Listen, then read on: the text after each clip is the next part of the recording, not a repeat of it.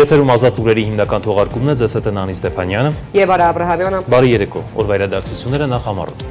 Մայիսի 12-ին Պաշտպանության նախարար Սուրեն Պապիկյանի գլխավորած պատվիրակություն աշխատանքային այցով մեկնել է Գերմանիա։ Այս մասին հայտնում է Հայաստանի պաշտպանական գերատեսչությունը առանց այլ մանրամասների։ Հնդկաստանը հուլիսին Հայաստան կուղարկի Ակաշ զենիթահրթիռային համակարգերի երկրորդ խմբականակը։ Այս մասին հաղորդել է պաշտպանական ոլորտում մասնագիտացած հնդկական լրատվամիջոցը։ Հոկտեմբերի 27-ի ահաբեկչության գործից անջատված մասի շրջանակներում այսօր քննչական կոմիտեում վկայի կարգավիճակով հարցաքննվել է ազգային ժողովրդավարական Դևերի խորհրդի անդամ Ժիրայր Սեֆիլյանը։ Հարցաքննության համար հիմք է հանդիսացել Սամվել Բաբայանի արած հայտարարությունը։ Ազգային ժողովում շարունակվում են քննարկվել դատախազության, քննչական եւ հակակոռուպցիոն կոմիտեների տարեկան զեկույցները։ Գլխավոր դատախազ Աննա Վարդապետյանը եզրափակիչ ելույթում անդրադարձավ Ռոբերտ Քոչարյանից ու նրա ընտանիքից ապօրինի ծագման գույքի բռնագանձման պահանջին։ Ծառայել 1 ամիս եւ վճարել 20 միլիոն դրամ։ ՔՊ խմբակցության падգամավորն իր հեղինակած նախագծով առաջարկում է ժամկետային զինծառայության ընտրության 3 տարբերակ։ Հարմարվողականություն, կայուն էներգիա, կլիմայական ֆինանսավորում եւ սոցիալական ներառականություն։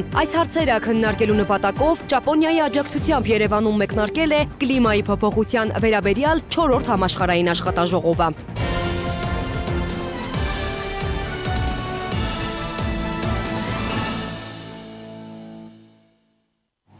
Մայիսի 12-ին Պաշտպանության նախարար Սուրեն Պապիկյանի գլխավորած պատվիրակությունն աշխատանքային այցով մեկնել է Գերմանիա։ Այս մասին հայտնում է հայկական ռազմական գերատեսչությունը առանց այլ մանրամասների։ Պապիկյանը Գերմանիայում էր նաև փետրվարին, որտեղ մասնակցել է Մյունխենի անվտանգային համաժողովին։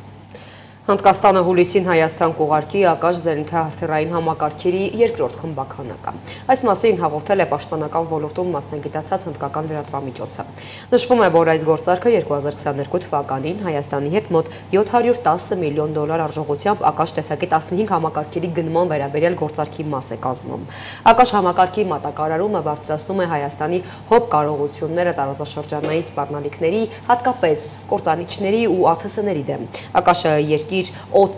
դասի հրթիռ է, որը կարող է խոցել կործանիչներ, թևավոր հրթիռներ եւ անօդաչու թռչող սարքեր մինչեւ 25 կիլոմետր հեռավորության վրա։ Հոկտեմբերի 27-ի ահաբեկության գործից անջատված մասի շրջանակներում այսօր քննչական կոմիտեում վկայի կարգավիճակով հարցաքննվել է ազգային ժողովրդավարական Դևերի խորհրդի անդամ Ժիրայր Սեֆիլյանը։ Հարցաքննության համար ըստ փաստաբան Արայիկ Պապիկյանի հիմք է հանդիսացել Սամվել Բաբայանի արած հայտարարությունը, համաձայն որի հոկտեմբերի 27-ից հետո Սեֆիլյանը զանգահարել է իրեն ու խոսել է ահաբեկության մասին։ Սեֆիլյանը ըստ փաստաբանի հարցաքննության ժամանակ հաստատել է, որ այդ օրը խոսել է Սամվել Բաբայանի հետ, սակայն իր համար անակնկալ է եղել, որ Բաբայանը դեպքից 25 տարի անց իրեն վերագրել է մի արտահայտություն, որը իրականությանը չի համապատասխանում։ Սեֆիլյանն ասել է, որ հոկտեմբերի 27-ի գործով դեռ այն ժամանակ հարցաքննվել է եւ ինչ իմացել հայտնել է։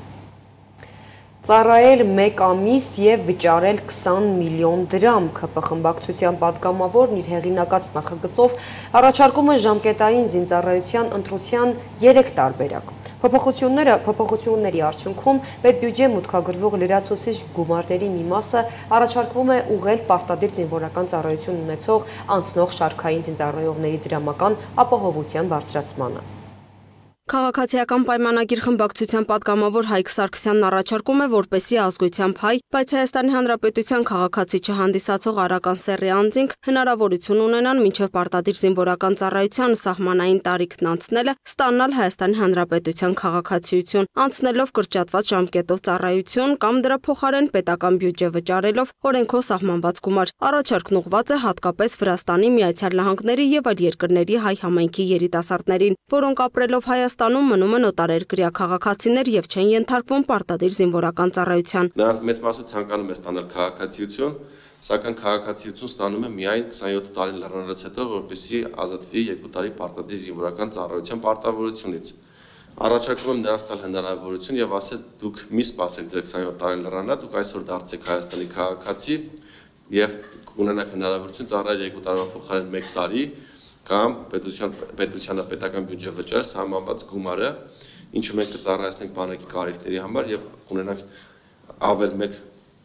զորակոչիկ կամ պայստազորային իդեմս այն մեր հայրենակցի, ով կգա եւ կդառնա Հայաստանի Հանրապետության քաղաքացի։ Պատգամավորը ներկայացրեց վիճակագրական տվյալներ, նշելով, որ 2020-ից 24 թվականների ընթացքում 8721 քաղաքացի հրաժարվել է Հայաստանի քաղաքացիությունից մինչև 18 տարեկանը։ Նույն ժամանակահատվածում 42000 արական սեռի անձ ստացել է Հայաստանի քաղաքացիություն, սակայն նրանցից միայն մոտ 7%-ն է դա արել մինչև 27 տարեկանը։ Գերակշիռ մասը սպասում են, որպեսզի իրենց 27 տարի լրանա, որպեսզի պարտադիր զինվորական ծառայություն չանցնեն։ Իմ առաջարկը նաև կխրախուսի, որպեսզի նրանք ավելի շուտ դառնան Հայաստանի Հանրապետության քաղաքացի եւ չսպասեն մինչեւ իրենց 27 տարի լրանալը,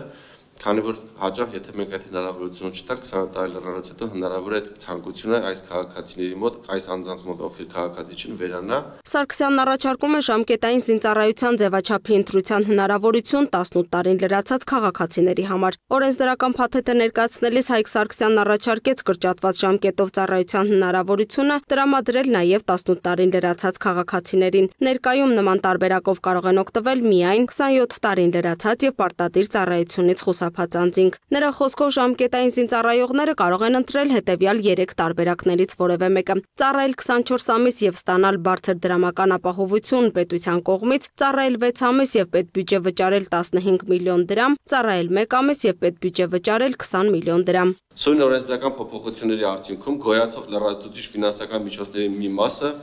ուղղել պարտադիր զինվորական ծառայություն անցնող շարքային կազմի զինծառայողների դրամական ապահովության չափերի բարձրացմանը։ Ներկայումս շարքային զինվորական կոչում ունեցող ժամկետային զինծառայողները ստանում են ամսական 3400 դրամ դրամական ապահովում։ Փոփոխությունների արդյունքում պետբյուջե մուտքագրվող լրացուցիչ գումարների մի մասն առաջարկվում է ուղղել պարտադիր զինվորական ծառայություն անցնող շարքային զինծառայողների դրամական ապահովության բարձրացմանը։ Ըստ պատգամավոր Հայկ Սարգսյանի վերջին 20 տարիների տվյալներով զորակոչի ենթակա քաղաքացիներից ծառայության է անցնում միայն 30-ից 40%-ը։ Ծառայության ժամկետի երկար տևողության, տարածաշրջանային անվտանգային միջավայրով եւ մի շարք այլ գործոններով պայմանավորված մեծ թվով քաղաքացիներ խուսափում են պարտադիր զինվորական ծառայությունից հետևյալ քայլերով։ Առաջին, մինչև 18 տարի լրանալը հրաժարվում են Հայաստանի Հանրապետության քաղաքացիությունից։ Նշեմ, որ 2020-ից 2024 թվականների ընթացքում արական սեռի մինչև 18 տարեկան 8721 ՀՀ քաղաքացի հրաժարվել է քաղաքացիությունից։ Երկրորդ, մեկնում են Հայաստանի Հանրապետությունից բուժման, ուսման կամ այլ նպատակով եւ մինչեւ 27 կամ 37 տարի լրանալը չեն վերադառնում։ Նշեմ, որ 37 տարին դա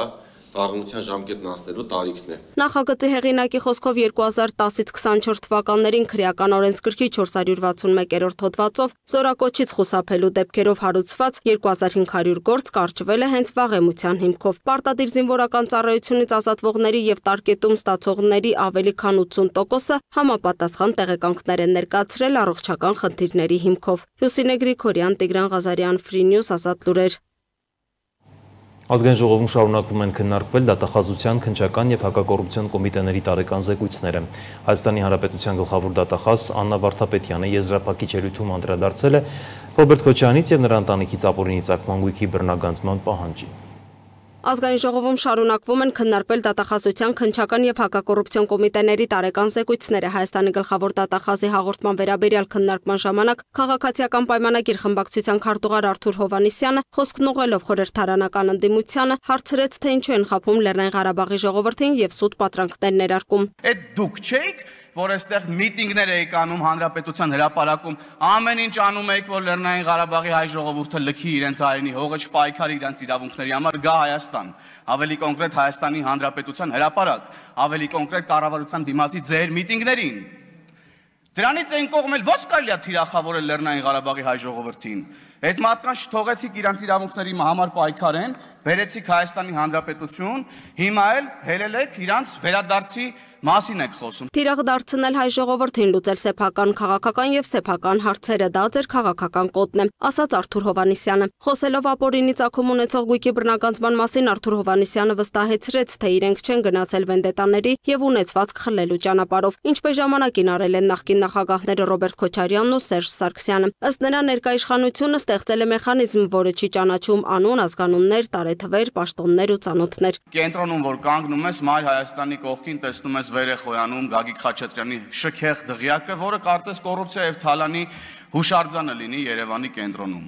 Մանումենտով բարձրանում ես ձախի վրա, տեսնում ես ազգային ժողովի կերպարով Հովիկ Աբրահամյանի տունը, որ լոլիկներով էր կառուցել, կարծես թե։ Քաղաքացիական պայմանագիր խմբակցության պատգամավոր Վահագն Ալեքսանյանն էլ իր ելույթում ողջունեց, որ ազգային ժողովին դիմադիր թևը լիովին եւ ամբողջությամբ ընդունել է Հայաստանի Հանրապետության գաղափարախոսությունը։ Ըստ նրա, իրական Հայաստանի գաղափարախոսությունը տոտալ հաղթանակ տարավ, ընդդիմությունն այդ հաղթանակի վառ վկայությունն է։ Մեր ընդդիմադիր թևը այլևս չի խոսում Լեռնային Ղարաբաղից, չի խոսում Կարսից, չի խոսում այլ բաներից, որոնք Հայաստանի Հանրապետությունից դուրս են, խոսում է միայն Հայաստանի Հանրապետության ներսի խնդիրների մասին, այնպես որ իրական Հայաստանի գաղափարախոսությունը Հայաստանում կարելի է ասել, տենց մի քանի ամսվա ընթացքում տոտալ հաղթանակ տարավ, ու մեր ընդդիմությունը այդ հաղթանակի վառ վկայությունն է։ Բայց մեր ընդդիմադիր գործընկերները կարողանում են ցավոք սրտի արժեզրկել ու ոչնչացնել ցանկացած մի բան, ինչի հետ փորձում են առնչվել։ Առաջինը դա անում են այս պահի դրությամբ, ամենաշատը անում են հակակոռուպցիոն պայքարի հետ կապված։ Քաղաքացիական պայմանագիր խմբակցության ղեկավար Հայկ Կոնջորյանն էլ անդրադարձավ Հովիկ Աբրահամյանի գլխավորությամբ կոռուպցիայի դեմ պայքարի խորհուրդ ստեղծելուն, առաջարկելով անատոմիական վերլուծության ենթարկել ընդդիմության քաղաքական անցյալը։ Անատոմիական վերլուծության ենթարկենք ձեր իշխանության կոռուպցիոն դեմքը եւ սկսենք այն բանից, որ պարոն Մինասյան, երբ որ դուք կառավարությունում աշխատում էիք նախարար, եթե չեմ սխալվում, այդ ժամանակ էկոնոմիկայի նախարար էիք, Հայաստանում ստեղծվել էր այդ ժամանակ կոռուպցիայի դեմ պայքարի խորհուրդ։ Եվ ահա այդ կոռուպցիայի դեմ պայքարի խորհուրդը ոչ ավել, ոչ պակաս գլխավորում էր Հովիկ Աբրահամյանը։ Մարդ, որից այսօր ապօրինի գույքի բռնագազման մասին օրենքով միլիարդներ են պահանջում։ Եվ դուք այդ ժամանակ այդ կառավարության անդամ էիք, պարոն Մինասյան։ Հասկանում եք։ Դուք ասենք ոնց որ բանին գառներին պահտան գայլին ասեն դե պահի հանկարծ որևէ մեկը բան չանի։ Էսա ձեր հակակոռուպցիոն քաղաքականություն։ Ըստ Կոնջորյանի, ընդդիմությունը ցանկացած դրական օրակարգի դեմ կռիվ է տալիս Խաչակրաց արշավանքի անում։ Ցանկացած դրական օրակարգից այսահարվում է։ Հաջորդիվ Հայաստանի Հանրապետության գլխավոր դատախազ Աննա Վարդապետյանն ազգային ժողովում եզրափակիչ ելույթում անդրադարձավ Ռոբերտ Քոչարյանից ու նրա ընտանիքից ապօրինի ծագման գույքի բռնագանձման պահանջին, հայտնելով, որ գլխավոր դատախազությունը Ռոբերտ եւ Բելա Քոչարյաններից, Սեթրա Քոչարյանից եւ Զարուհի Բադալյանից, Լևոն եւ Սիրանուշ Քոչարյաններից, Գանե Քոչարյանից եւ Վիգեն Չատինյանից ապօրինի ծագում ունեցող գույքի բռնագանձման հայցով հօգուտ Հայաստանի Հանրապետության պահանջում է բռնագանձել 22 անշարժ գույք, 2 գույքի գնման իրավունք, ավելի քան $3 միլիոն, 985 միլիոն դրամ արժեքով ձեռք բերված պարտատոմսեր, ավելի քան $1.4 միլիոն չափով ավանդ, 15 իրավաբանական անձում մասնակցություն, իրավաբանական անձանցից են Nairi Insurance, Toyota Երևան ընկերությունը, Target Group-ը եւ մի շարք այլ ընկերություններ, ավելի քան $4 միլիոն, 8.3 միլիարդ դրամի, 260 միլիոն ռուբլիի եւ շուրջ 590,000 եվրոյի չափով փոխառությունների պահանջի իրավունք, 2 տրանսպորտային միջոց, ավելի քան 3.8 միլիարդ դրամին համարժեք գումարով գույքերի ձեռքբերման արժեքներ եւ ավելի քան 20 միլիարդ դրամ։ Քննչական կոմիտեի նախագահ Արթուր Պողոսյանն էլ ներկայացրեց անչափահասների կողմից կատարված հանցագործությունների հետ կապված վիճակագրությունը, ըստ որի 2024-ին քրեական հետապնդում չհարուցելու կամ դադարեցնելու մասին որոշում է կայացվել 127 անչափահասի վերաբերյալ ոչ ռեաբիլիտացնող հիմքով։ Քննված վարույթների շրջանակում ձերբակալվել է 69 անչափահաս, որոնցից 58-ը հետագայում ազատվել է։ Դատարան ներկայացվել է 11 միջնորդություն կալանքի վերաբերյալ, որոնցից 5-ը բավարարվել է ամբողջությամբ, իսկ 6-ը մասնակի։ Քննչական կոմիտեի նախագահ Արթուր Պողոսյանը մանրամասներ ներկայացրեց նաև 2020 թվականին այդ ժամանակ ազգային ժողովի նախագահ Արարատ Միրզոյանի դեմ մահափորձի գործից, ըստ որի այս պահին արդեն իսկ կան մեղադրական դատավճիռներ։ Նախորդ տարի Արարատ Միրզոյանի նկատմամբ մահափորձ կատարելու վերաբերյալ դրվագով 1 անձ կալանավորվել է։ Ներկայումս ակտիվ քննչական գործողություններ են կատարվում։ Ուզում եմ նշել, որ դրանով բազմաթիվ համակարգված եւ բազմաբնույթ մեծածավալ օպերատիվ հետախուզական միջոցառումներ է իրականացվել ազգային անվտանգության ծառայության կողմից առանձին հատվածներում անձանց անհատականացնելու, նույնականացնելու, կազմակերպիչներին եւ դերակատարներին պարզելու ուղղությամբ մեծածավալ գործողություններ է կատարվել։ Ներկայումս ես ուզում եմ այնպես պատասխանեմ ձեր հարցին, որպեսզի նախաքննության բնականոն ընթացքին չխոչընդոտեն, ներկայումս հավաստիացնում եմ, որ այս շաբաթ հենց հիմա հենց հիմա նաև այդ գործով քննչական ստորաբաժանումը կատարում է պլանավորումը, անհետաձգելի քննչական գործողություններ եւ շուտով արդյունքներ կունենանք, որովհետեւ ի պատիվ ազգային անվտանգության ծառայության բազմաթիվ անձանց, չպարզաբանված անձանց արդեն նույնականացրել ենք։ Իսկ պատգամավոր Անդրանիկ Քոչարյանն էլ հիշեցրեց հոկտեմբերի 27-ի ահաբեկչական գործողությունը, որից հետո նրա խոսքով մեր երկիրը գահավիժեց, սկսվեցին մեր բոլոր անհաջողությունները։ Դրանցից հետո եղավ եւ մարտի 1, եւ քառօրյա պատերազմ, եւ 44-օրյա պատերազմ, եւ 2020 թվականի նոյեմբերի 9-ի լույս 10-ի իրադարձություններ, որոնք նույն բովանդակությունն ունեն, ինչ տեղի ունեցավ հոկտեմբերի 27-ին։ Պարզապես այդ օրը չկարողացան գտնել Նիկոլ Փաշինյանին, փոխարենը գտան Արարատ Միրզոյանին։ Մարտի 1-ի զեկույցները մնում են շատ ակտուալ, որտեղ ուզենք թե չուզենք, մարտի 1-ի զեկույցները դեռ իրենց արժանի ոչ միայն գնահատականի չի ստացել, այլ դատարաններում դատաքննության փուլում չի պարզաբանվել 0038 հրամանը, նրա մեջ ներգրաված զինված ուժերը, այն պաշտոնյաները, որոնք որոշումներ են կայացնում, արտակարգ դրության ժամանակ թե ոչ, այն նախարարները, որոնք լքեցին Հայաստանը, մինչև հիմա չենք կարող գտնենք։ Ուր է Միխայել Հարությունյանը, գնացեք, եկեք գտնենք։ Պաշտպանության նախարարները, որոնք երկիրը պիտի պաշտպանեն, փախան։ Վիգեն Սարգսյան, Միխայել Հարությունյան, Արշակ Կարապետյան, այս ինչ աղետ է, այս ինչ փորձանք։ Քանի որ ես բոլոր գործերին ինչ որ չափով ի պաշտոնը ունեցել եմ առնչություն, խորհուրդ եմ տալիս ձեզ քննչական խումբը, որը հոկտեմբերի 27-ով զբաղվել է այս գործով, պարոն Գագիկ Ջանգիրյանի գլխավորությամբ, այնտեղ բարձրակարգ քննիչներ են եղել, ես մի քանիսի անուն տվել եմ, որպես խորհրդատուներ կանչեք։ Նրանք այնպիսի ինֆորմացիա են տիրապետում, որ ոչ միտեղ չեք գտնելու։ Լուսինե Գրիգորյան, Տիգրան Ղազարյան, Free News, Ազատ լուրեր։ Շարունակում ենք թողարկումը Միացյալ Նահանգների նախագահ Դոնալդ Թրամփը կարծում է, որ իր վարչակազմին հաջողվել է կանխել Հնդկաստանի եւ Պակիստանի միջև միջուկային պատերազմը։ Այս մասին Թրամփին ասել է Սպիտակ տանը լրագրողների հետ հանդիպմանը։ Նա ընդգծել է, որ իր վարչակազմը նպաստել է Հնդկաստանի եւ Պակիստանի միջև լիակատար եւ անապահ հրադադարի հաստատմանը, ինչը երկու երկրների միջև վտանգավոր հակամարտության վերջն է դրել։ Ինչ վերաբերում է ռուս-ուկրաինական պատերազմին, ապա դրանք դադարեցնելու վերաբերյալ բանակցությունները պետք է տեղի ունենան Ստամբուլում։ Ինչպես նշել է Կրեմլի պաշտոնական ներկայացուցիչ Դմիտրի Պեսկովը, մայիսի 11-ի իր հայտարարության մեջ Վլադիմիր Պուտինը հստակ եւ միանշանակ շարադրել է Մոսկվայի դիրքորոշումը Ստամբուլում առանց որևէ նախապայմանի ուղիղ բանակցություններ վերսկսելու վերաբերյալ։ Պեսկովը հավելել է, որ Ռուսաստանը լրջորեն է տրամադրված Ուկրաինայի հարցով երկարաժամկետ կարգավորման ուղիներ գտնելու հարցում, իսկ վերջնագրերի լեզուն անընդունելի է Ռուսաստանի համար։ Կրեմլի արձագանքը հաջորդում է Գերմանիայի կառավարության հայտարարությանը, եթե Մոսկվան ինչև օրվա վերջ չհամաձայնի հրադադարի, Եվրամիությունը նոր պատժամիջոցներ կսահմանի Ռուսաստանի դեմ։ Միջազգային նորությունները տեսաշարով։ Իրանի եւ Միացյալ Նահանգների դիրքորոշումները միջուկային հարցի շուրջ բանակցությունների 4-րդ փուլից հետո մերձեցել են, հայտարարել է Իրանի արտաքին գործերի նախարար Աբբաս Արաղչին։ Նա նաեւ հայտնել է, որ կողմերը մանրամասն բանակցություններ են վարել, մասնավորապես քննարկել են այն հարցերը, որոնց վերաբերյալ Միացյալ Նահանգները եւ Իրանը տարաձայնություններ ունեն։ Իրանի արտաքին գործերի նախարարի խոսքով Թեհրանին եւ Վաշինգտոնին հաջողվել է մեծ ըմբռնման հասնել միմյանց դիրքորոշումների վերաբերյալ։ Կարելի է ասել, որ բանակցություններում առաջընթաց է դիտվում, հավելել է նա։ Հիշեցնենք, կիրակի օրը տեղի ունեցել Իրանի եւ Միացյալ Նահանգների միջև բանակցությունների 4-րդ փուլը։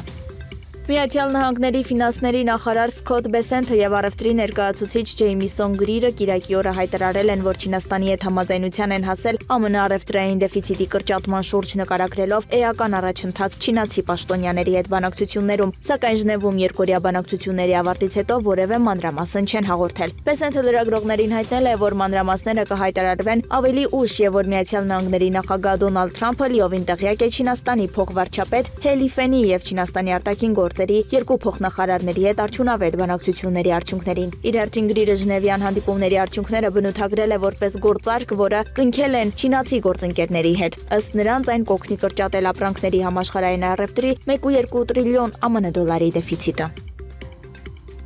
Ռուսական եւ օտարերկրյա լրատվամիջոցների ներկայացուցիչների հետ հանդիպման ժամանակ Ռուսաստանի Դաշնության նախագահ Վլադիմիր Պուտինը Կիևին առաջարկել է ուղիղ բանակցություններ սկսել արդեն հաջորդ շաբաթ։ Մենք առաջարկում ենք Կիևի իշխանություններին վերսկսել բանակցությունները, որոնք ընդհատվել էին 2022 թվականի վերջին։ Վերսկսել ուղիղ բանակցություններն ընդ որում առանց նախապայմանների։ Առաջարկում ենք դրանք անհապաղ սկսել արդեն մայիսի 15-ին Ստամբուլում, որտեղ դրանք անցկացվել էին ավելի վաղ եւ որտեղ ընդհատվել էին, ասել է Պուտինը մամուլի ասուլիսում։ Ուկրաինայի նախագահ Վոլոդիմիր Զելենսկին էլ հայտարարել է, որ Ռուսաստանը մտածում է հրադադարի մասին եւ դա լավ նշան է անվանել։ Զելենսկու խոսքով Մոսկվան նախ պետք է համաձայնի մայիսի 12-ից հաստատել հրադադար, որից հետո Կիևը պատրաստ կլինի հանդիպման։ Զելենսկին լավ նշան է անվանել այն, որ Ռուսաստանը վերջապես սկսել է մտածել պատերազմը դադարեցնելու մասին, սակայն այդ ուղղությամբ առաջին քայլը կրակի դադարեցումն է։ Սպանությունները նույնպես մեկ օր շարունակելը իմաստ չունի, ակնկալում ենք, որ Ռուսաստանը վաղվանից մայիսի 12-ից կհաստատի լիակատար տևական եւ հուսալի հրադադար եւ Ուկրաինան պատրաստ կլինի հանդիպել, ասել է Զելենսկին։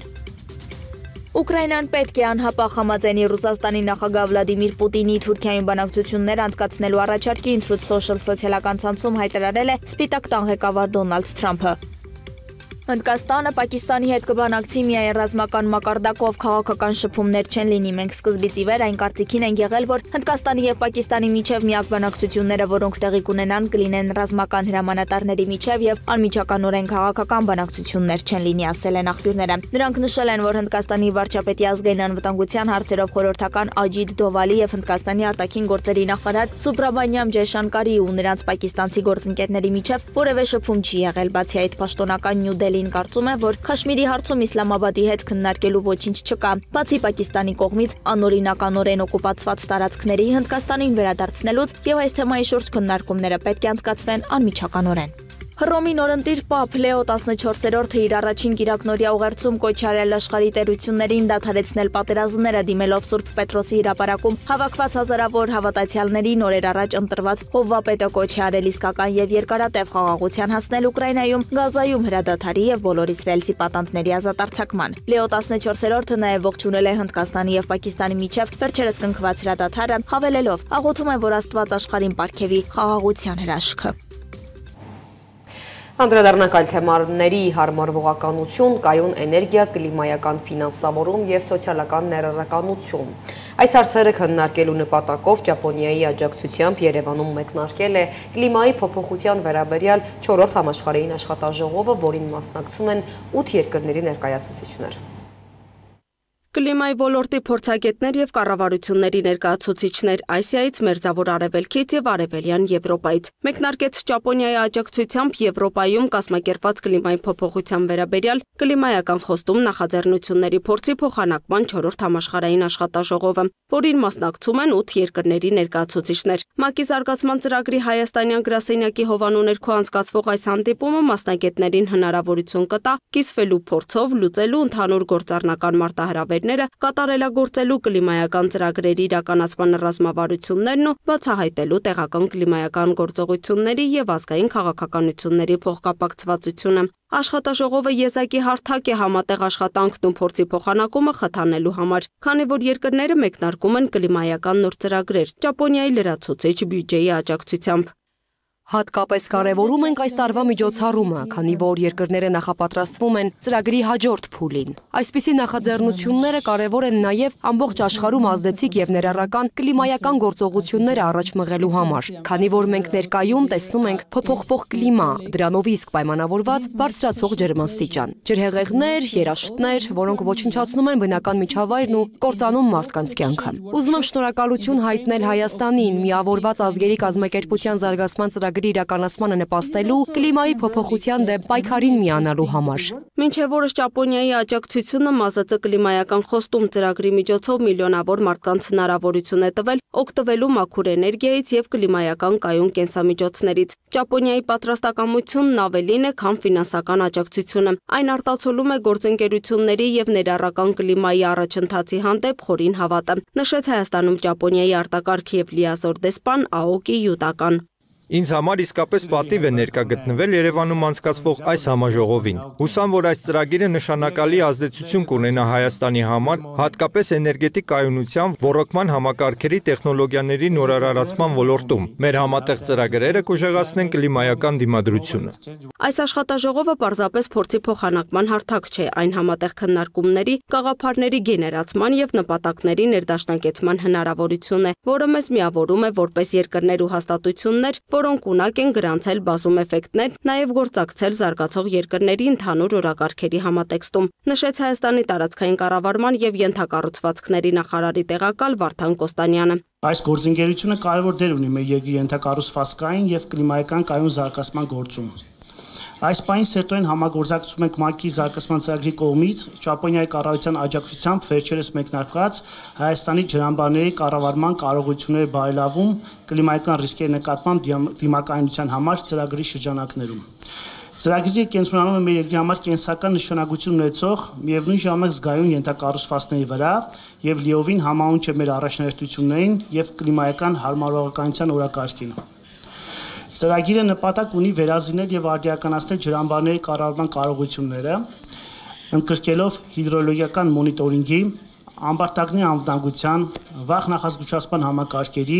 ինչպես նաև պարասվածության եւ արձագանքման կարողությունների զարգացումը։ Շրջակա միջավայրի նախարարության հիդրոօթերևութաբանության եւ մոնիթորինգի կենտրոն ՊՕԱԿ-ի տնօրեն Լևոն Ազիզյանի խոսքով այս ծրագրերը կարևոր դեր են խաղում զարգացման հրատապ կարիքներ ունեցող երկրներում արագ եւ բարձր ազդեցությամբ կլիմայական գործողություններ իրականացնելու համար։ Ըստ նրա, դրանք գործում են որպես արագացուցիչներ, փորձարկելով նորարարական լուծումներ եւ ստեղծելով ինստիտուցիոնալ հիմքեր մասշտաբավորման համար։ Ճապոնիայի ներդրումը Հայաստանում շատ գործնական, նպատակային եւ փոխակերպող բնույթ ունի։ Այդ ներդրման միջոցով առարկայական փոփոխություններ են արձանագրել մեր համակարգի արդիականացման գործում։ Էապես բարելավել է եղանակի կանխատեսման եւ հիդրոօթերևութաբանական ավտոմատ դիտարկումների, արբանյակային արդիական տվյալների ընդունման, շրջակա միջավայրի մոնիտորինգի համակարգերը, մշակվել է բջջային հավելված, որի միջոցով հասարակությունը իրազեկվում է եղանակային կանխատեսումների, վտանգավոր երևույթների եւ շրջակա միջավայրի մոնիտորինգի կարևոր ցուցանիշների մասին, բարձրացնելով ազգային պատրաստվածությունը կլիմայական ռիսկերի նկատմամբ։ Քառօրյա աշխատաժողովի օրակարգում ներառված են մասնագիտական նիստեր, փորձի փոխանակում եւ այցելություններ Հայաստանում ֆինանսավորված ծրագրերի իրականացման վայրեր։ Մասնագիտացված նիստերում ՄԱԶԾ-ի տարածաշրջանային տեխնիկական խորհրդատուները երկրների թիմերին կտրամադրեն ուղեցույցներ, թե ինչպես մշակել եւ իրականացնել ծրագրերը, որպեսզի դրանց երկարաժամկետ ազդեցությունը հասցվի առավելագույնի։ Հիշեցնենք, որ ՄԱԶԾ կլիմայական խոստումը ՄԱԿ-ի կլիմայական գործողություններին աջակցության ամենամեծ ծրագրային պորտֆելն է, որն աշխատում է 140-ից ավելի երկրներում եւ տարածքներում, ուղղակիորեն օգուտ բերելով 37 միլիոն մարդկանց։ Պորտֆելն իրականացնում է ավելի քան 2.3 միլիարդ ԱՄՆ դոլարի ծրագրեր, հիմնվելով ՄԱԶԾ-ի փորձառության վրա հարմարվողականության, մեղմացման, ածխածնային շուկաների, կլիմայի եւ անտառների, նաեւ կլիմայական ռազմավարությունների եւ քաղաքականության ոլորտներում։ Լուսինե Գրիգորյան, Տիգրան Ղազարյան, Free News, Ազատ լուրեր։ Այս ժամի համար նախատեսել ենք այսքանը, թողարկման ավարտին ծանոթացեք եղանակային կանխատեսումներին։ Իսկ մենք ձեզ հրաժեշտ ենք տալիս ցտեսություն։